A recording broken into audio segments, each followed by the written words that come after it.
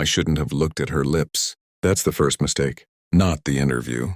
Not the shaking hands. Not the cheap confidence I tried to fake in that glass hallway. It was the way I looked at her. Because when Adriana Castillo stepped close enough to fix my tie, I forgot who she was, and I forgot who I was supposed to be. Her fingers brushed my collar. Light. Precise. Controlled. And I stopped breathing. "Stop staring at my lips like that," she whispered. Her voice wasn't sharp. It wasn't angry. It was something worse. Soft. "If you keep looking at me that way..." She paused, her fingers still resting against my throat.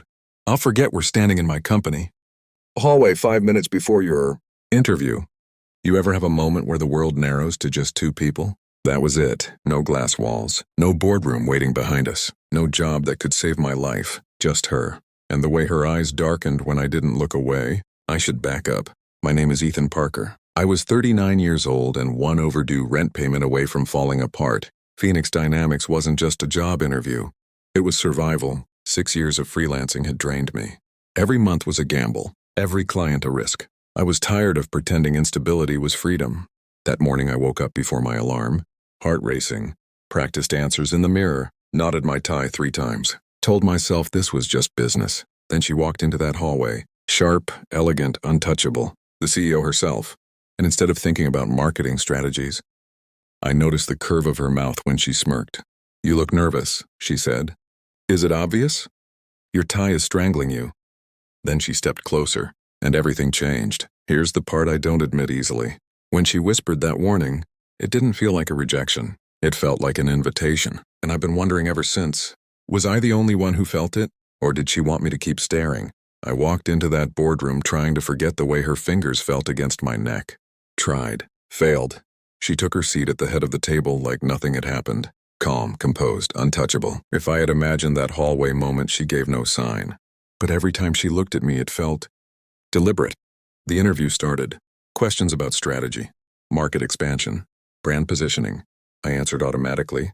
Years of freelancing had trained me to think fast, to sell confidence even when I didn't feel it. But inside, I was unraveling because she kept watching me, not smiling, not flirting, just studying, like she was trying to see what I was made of. At one point, she leaned forward. "Tell me about a professional failure," she said. Her voice was steady, but her eyes softened. I swallowed. Most people dress up their failures in interviews. I didn't. I told them about the restaurant chain I lost 2 years ago, how I ignored what they needed, how I let my ego talk louder than my listening, how getting fired felt like someone had pulled the ground out from under me. The room went quiet. The CFO scribbled something down, but Adriana didn't break eye contact. "What did it teach you?" she asked. "That success means nothing if you're not paying attention," I said. "That sometimes you need to shut up long enough to hear what someone actually needs." Her lips parted slightly. There it was again, that shift in the air. I didn't stare this time. I couldn't risk it. The interview ended an hour later. Professional handshakes, polite smiles. No sign of what happened in the hallway. As I stepped into the elevator, doubt crashed over me. Maybe I'd crossed a line. Maybe she'd tested me. Maybe I'd failed before I even started. I drove home replaying everything. Her whisper, her eyes, the way she paused before stepping back. Then my phone rang. Unknown number. My chest tightened. It was HR. And when she said, "We'd like to offer you the position," I didn't feel relief first. I felt something else. A dangerous question. Did I earn this? Or did she choose me? The first time she called me Ethan instead of Mr. Parker, it did something to me. It was subtle. After hours, my office light still on, the rest of the floor nearly empty. "You should go home," she said from my doorway. I looked up too fast, like I'd been caught thinking about her. "Miss Castillo," I started. "Adriana," she corrected gently. "It's after 7. That one word shifted the air between us. "Adriana." She stepped inside, closed the door halfway, not fully, just enough to make it feel private. "You've exceeded my expectations," she said. Professional words, but her eyes weren't professional. I felt pride first, then heat, then doubt. Was I imagining the softness in her voice?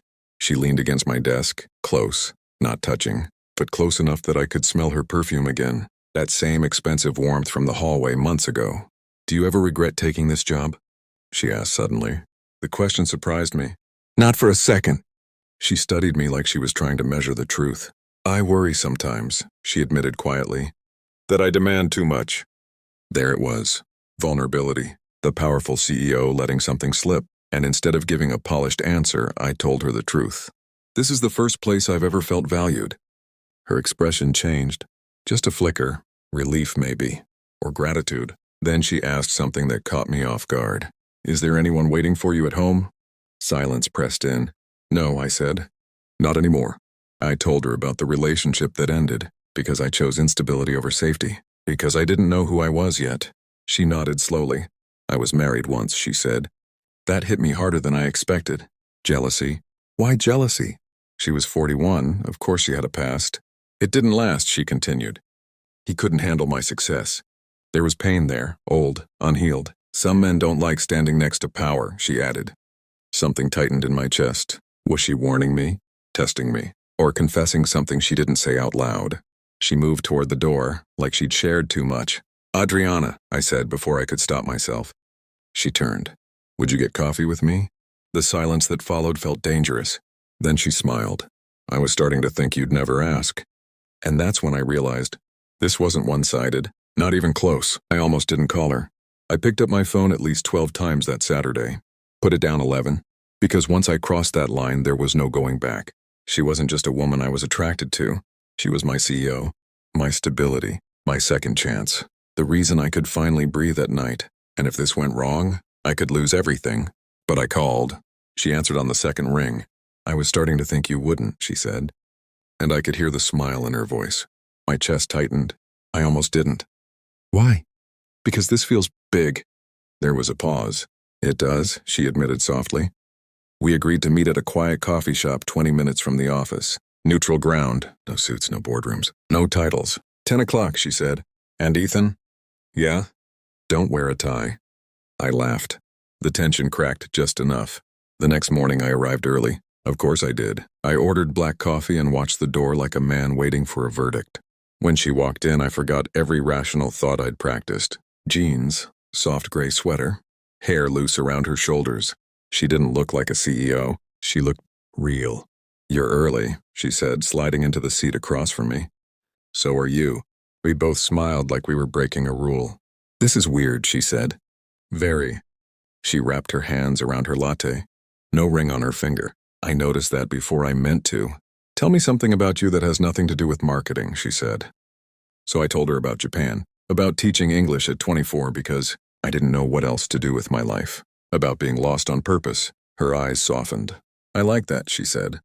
Being lost somewhere interesting. She told me she once wanted to be a teacher, that she stepped into her father's company out of obligation, not ambition, and somewhere between coffee refills and nervous laughter, she stopped being my boss and started becoming a woman I wanted to know. 3 hours passed without us noticing. When we stood outside saying goodbye, she hesitated. We take this slow, she said. At work, nothing changes. And outside of work? Her lips curved slightly. Outside of work, we see where this goes. Then she squeezed my hand. Brief, electric. And I knew this wasn't just curiosity anymore. This was the beginning of something dangerous. And I wanted it anyway. Keeping it secret made everything more intense. At the office, she was composed, sharp, unreachable. In meetings, she challenged my ideas like nothing had changed. But sometimes, just sometimes, our eyes would meet a second too long, and I'd feel it, that quiet current under the surface. We started having dinner twice a week, different neighborhoods, quiet restaurants, corners where no one from Phoenix would see us. Slow burn, careful. One night over Italian food, she asked, "Are you scared?" "Of what?" "Of this." I didn't answer right away. "Yes," I admitted, "because I don't want to mess this up." "Mess what up?" "The job. You." She went still at that, and for the first time I saw uncertainty in her. "I haven't let anyone close in a long time," she said softly. "After my marriage ended, I decided it was easier to focus on work." Easier doesn't mean better. She looked at me like I'd just reached somewhere no one had touched in years. "You're different at work," I said. "In a bad way?" "In a guarded way." She exhaled slowly. "I have to be. If I'm not strong, people start questioning everything. And who takes care of you?" The question hung there. Her hand brushed mine across the table. Not accidental. I'm not used to someone asking that. That's when something shifted. This wasn't just attraction anymore. It was recognition. Weeks later, she invited me to her house for the first time. Standing in her living room, city lights glowing through the windows, I felt something tighten in my chest. This was her world. Carefully built, carefully controlled. Sometimes I stand here and feel completely alone, she admitted. I stepped closer. You're not alone right now. She turned toward me, close. So close I could see the hesitation in her eyes. I'm scared of needing you, she whispered. I'm scared of losing you, I answered. That's when she kissed me. Soft at first, then deeper. Not rushed, not reckless. Just two people finally admitting what had been building for months. And when she pulled back, breath unsteady, she said something that changed everything. Stay. And I did. I didn't sleep much that night, not because of what happened, but because of what it meant. When I woke up before her, sunlight was slipping through the blinds, tracing soft lines across her face. She looked younger when she slept, unburdened. Not the CEO, not the guarded woman who measured every word, just Adriana. And that scared me. Because loving someone powerful is easy from a distance. Loving them up close, seeing where they're fragile, that's different. She stirred beside me. Her eyes opened slowly, then softened when she saw me still there. You didn't run, she murmured. Was I supposed to? Most men do, she said lightly. But it wasn't really a joke. I felt something protective rise in me. I'm not most men.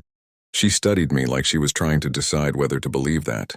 The weeks after that blurred into something dangerously sweet. At work, we were disciplined, professional, no lingering glances, no private conversations behind closed doors. But outside those walls, we built something careful. Sunday mornings became ours, coffee in her kitchen, soft music playing, no phones, no board calls. One morning, she looked at me across the counter and said, "This feels safe." Safe. That word shouldn't have made my chest ache the way it did. But it did, because I realized something uncomfortable. I wasn't just falling for her. I was already in love. And love comes with risk. 6 months in, I caught myself doing something reckless. I was standing in a jewelry store, staring at rings. My heart was pounding like I was about to make the worst mistake of my life, or the best. The salesman asked, "Is she traditional?" I smiled without thinking. "She's strong," I said, "and she pretends she doesn't need anyone." He nodded like that told him everything. When I found the ring, I knew. Simple, elegant, quiet power. Just like her. I kept it in my pocket for 2 weeks, waiting, wondering if I was about to complicate her world beyond repair. Because loving your boss is risky, but asking your boss to marry you, that could change everything. And I was finally ready to risk it. I almost lost my nerve. The ring felt heavier in my pocket every day, not because of the diamond, because of what it represented. Adriana had spent her whole life building control, structure, stability, and I was about to ask her to gamble all of it on me. It happened on a quiet Tuesday. She was sitting on the kitchen counter at her place, barefoot, telling me about a tense board meeting. Her hair was loose. She looked tired but alive in that way she only did when she trusted the person in front of her. "I have something to ask you," I said. She stopped mid-sentence. "That sounds serious." "It is." My heart was pounding so hard I thought she could hear it. I stepped closer, pulled the small box from my pocket. For a split second, fear flashed across her face. "Ethan, I've already spoken to the board," I blurted out. Her eyebrows shot up. "You what?" "I requested a reporting restructure. I'll answer directly to them now, not to you. No conflict of interest. No whispers. No doubt about your integrity. Silence. Real silence. You went behind my back," she said quietly. "Not behind it," I answered. "For you?" She stared at me like she was trying to understand the depth of that. "You shouldn't have to choose between loving me and running your company," I continued. "I refuse to be the thing that makes you smaller." Her eyes filled before she could stop it. No one had ever protected her like that. I dropped to one knee, and suddenly I wasn't the marketing director. I wasn't the steady professional. I was just a man in love. "Adriana Castillo," I said, my voice shaking anyway. "I don't want hidden dinners anymore. I don't want careful. I want real. I want forever. Will you marry me?" She covered her mouth. For a terrifying moment, she didn't answer, and I felt the first crack of doubt. Had I pushed too far? Had I mistaken passion for permanence? Then she whispered, "You're asking me to trust you with everything." "Yes." She stepped forward. "Then yes," she breathed. "Yes, Ethan." And when she kissed me this time, it wasn't careful. It wasn't secret. It was a promise. The first time she called me her husband, it didn't feel real. It felt earned. The wedding was small, intentional, no press, no business headlines, just close friends, my brother from Seattle, and her father standing stiff but proud in the front row. When she walked toward me in that simple cream dress, I forgot every prepared word I'd practiced. She looked open, like she'd finally taken the armor off. During our vows, she squeezed my hands and said, "I promise to let you in, even when it scares me," and I knew she meant it. Marriage didn't soften her strength, but it softened the space between us. We bought a new house together. Neutral ground, not hers, not mine, ours. We set boundaries early. "No work talk after 7, I insisted. She rolled her eyes at first, but she agreed. For a while it worked. Sunday hikes, jazz clubs, burned dinners we laughed about, late-night conversations about books instead of boardrooms. But power doesn't disappear just because you put on a wedding ring. A year in, Phoenix entered merger negotiations, and I watched her change. Longer hours, shorter temper, sleep becoming optional. She started coming home past midnight. One night I was waiting in the kitchen when she walked in, exhaustion written across her face. "I'm fine," she snapped when I told her she was pushing too hard. And suddenly I didn't see my wife. I saw her father, the ghost she'd promised she'd never become. "You're disappearing," I said quietly. That hit her harder than anger would have. Her shoulders dropped. "I don't know how to do both," she admitted. How to lead and still be here. There it was. The fear. The old wound. I stepped closer. "You don't have to carry it alone." She broke then. Not dramatically, just a quiet unraveling against my chest, and I realized something difficult. Loving a powerful woman doesn't mean standing behind her. It means standing beside her when she's terrified of failing. The next week she delegated, promoted, came home before dark. But I knew something had shifted. Not between us. Inside her. And I wondered, how many times would we have to fight the ghosts of who we used to be? 5 years after she fixed my tie, we stood in that hallway again. The company had grown. New glass walls. New awards on display. More employees who looked at her like she was untouchable. But I knew better. She was adjusting her blazer before an investor meeting. When I reached for her collar, "Your lapel's crooked," I said. She smiled. Full circle. My fingers brushed her neck the way hers had brushed mine that first day. And just like that, I was 39 again, nervous, unsteady, falling. "Do you remember what you said to me?" I asked. Her eyes warmed instantly. How could I forget? I leaned closer. "You told me to stop staring at your lips." She stepped in, just enough that the hallway felt smaller. "You were staring," she murmured. I couldn't help it. She laughed softly, but there was something deeper in her expression. "You terrified me that day." That surprised me. I was the nervous one. "No," she shook her head. "You looked at me like I was a woman. Not a title, not a reputation, just a woman." Her voice lowered, and I hadn't felt that in years. Something tightened in my chest. All this time I thought I was the reckless one. Turns out, she was risking more. "You could have shut it down," I said quietly. "I tried," she admitted. That's why I whispered instead of shouting. There was vulnerability there, the kind that still catches me off guard. I brushed a thumb along her jaw, careful but intimate. "And now?" I asked. She leaned closer, her breath warm against my mouth. "Now I don't want you to stop staring." That did something dangerous to me. But before I could kiss her, she glanced toward the conference room. "I have investors waiting." "Some things are worth being late for," I said. She smiled, the same slow smile from years ago. Then she kissed me first. Quick, confident, certain. And when she pulled back, she whispered the same unfinished sentence from that hallway long ago. "If you keep looking at me like that." But this time, she didn't stop. "I'll remember why I chose you." And that hit deeper than any first kiss ever could. Here's the truth I don't say out loud often. That hallway didn't just change my career. It changed the way I love. 5 years ago, I was a man terrified of losing stability. Today, I'm a man terrified of losing her. There's a difference. Later that night, after the investor dinner, we stood in our kitchen the same way we had the night I proposed. Shoes off, jackets tossed aside, the house quiet around us. She leaned back against the counter and watched me. "You still look at me the same way," she said. "Yeah? Like you're about to break a rule." I stepped closer. "Maybe I still am." She laughed softly, but her eyes searched mine. "Do you ever regret it?" she asked. "Regret what?"